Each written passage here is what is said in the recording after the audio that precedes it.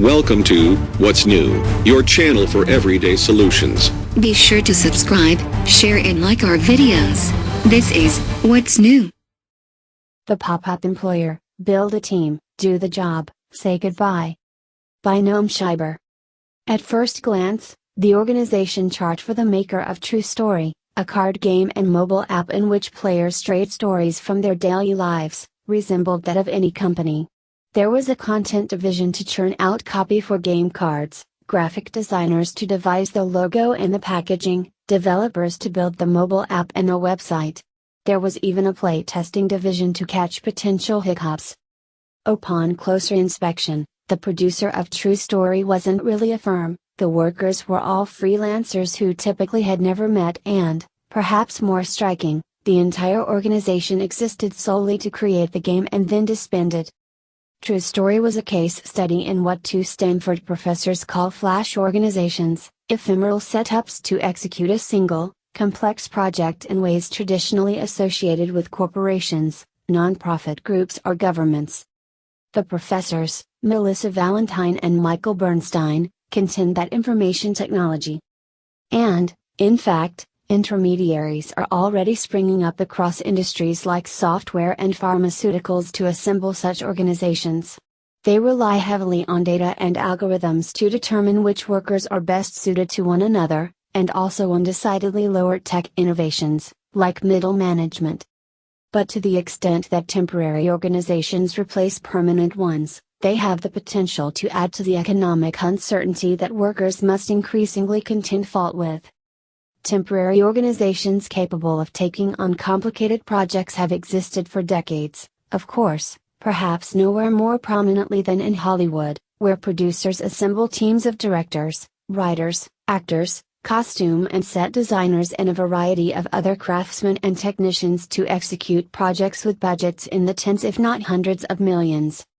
In principle, many companies would find it more cost-effective to increase staff members as needed than to maintain a permanent presence. The reason they do not, economists have long argued, is that the mechanics of hiring, training and monitoring workers separately for each project can be prohibitively expensive.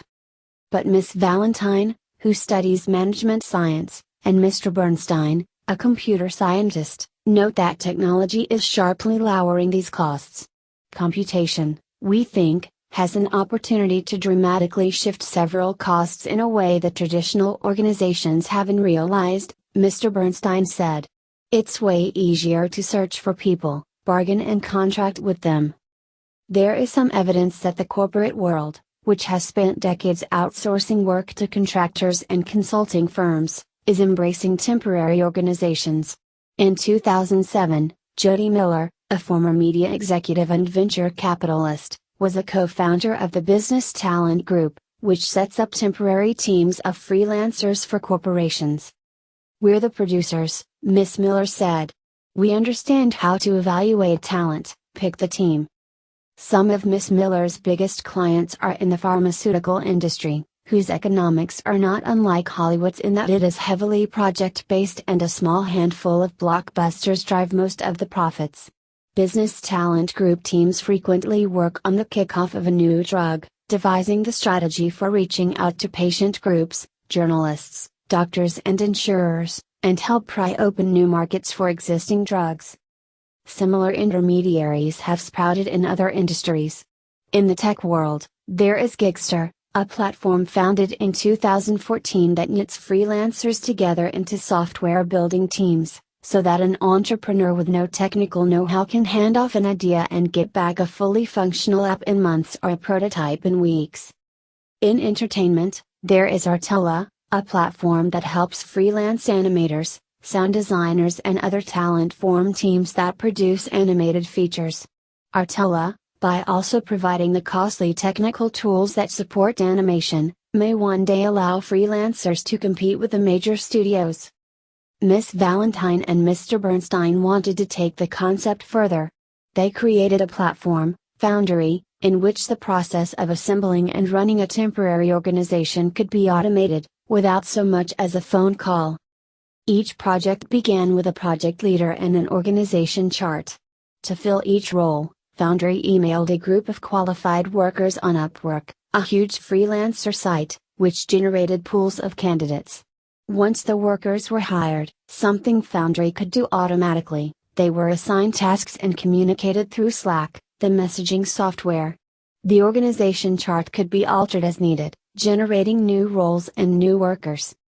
One of our animating goals for the project was, would it be possible for someone to summon an entire organization for something you wanted to do with just a click? Mr. Bernstein said. In addition to True Story, the two professors enlisted one team that built an app to help emergency medical technicians communicate with hospitals, and another that built a web tool to help a consulting firm run workshops for clients. The professors recently presented their research at a prestigious computer science conference. 3 lessons stand out across the Flash type models. First is that the platforms tend to be highly dependent on data and computing power.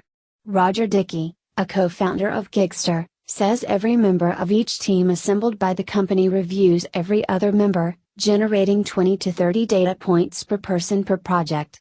Artificial intelligence then looks for patterns and helps the company figure out how best to build future teams. Second is the importance of well-established roles.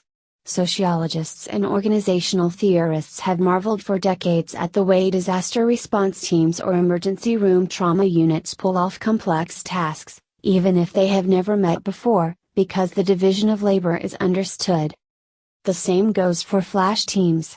Dave Suma, who worked on a team that the Business Talent Group assembled to advise a major agribusiness company on which markets to compete in, said it fell to him to define the questions that needed answering and the mode of analysis, while a colleague oversaw teams of workers who produced specific plans. He was very detail-oriented and meticulous, Mr. Suma said. He let me do what I was good at. I let him do what he was good at. Then there is perhaps the least likely of innovations, middle management. The typical freelancer performs work or B tasks. Flash-like organizations tend to combine both workers and managers. True Story, according to Daniel Steinbach, one of the game's inventors, would have been lost without its managers. When the writers, who composed short poems for each game card, first submitted their work, he and his business partner had one overriding impression: most of the content was really bad, he said. But some of it was less bad, he added.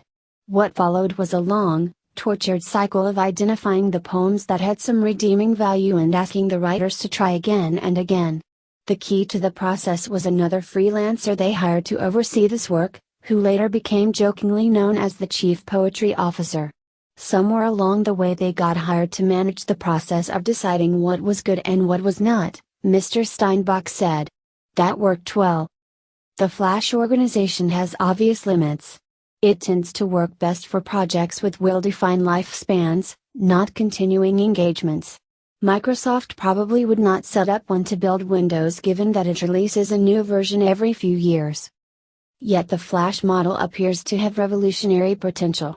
If nothing else, millions of middle management jobs that fell by the wayside in recent decades might one day be reincarnated as freelance project manager positions. The bottleneck now is project managers, Ms. Valentine said. It's a really tough position to fill. And while traditional white-collar freelancing, and certainly its gig economy equivalent on platforms like Amazon's Mechanical Turk, can be isolating, being part of an organization tends to be emotionally satisfying. One thing that was really surprising and exciting about what we saw was how quickly Flash organizations developed solidarity and collective behavior, Ms. Valentine said. Flash organizations may even promote upward mobility, if, say, the person brought in to crank out one-line poems can ascend to a supervisory position. Still, even while fostering flexibility, the model could easily compound insecurity. Temporary firms are not likely to provide health or retirement benefits. And even if high-skilled workers like project managers and web developers find they are well compensated on the open market, said Lawrence Katz, a Harvard economist, low-skilled workers tend to fare worse outside firms. Mr. Bernstein concedes that the anxiety is legitimate, though he says platforms could eventually dampen insecurity by playing a role that companies have historically played, providing benefits, topping off earnings if workers' freelance income is too low or too spotty, even allowing workers to organize. This could be a potent force among many in the future, he said. From a policy perspective, we have to figure out how to empower labor when contracts last a few minutes or a few weeks. Welcome to What's New, your channel for everyday solutions. Be sure to subscribe, share and like our videos. This is What's New.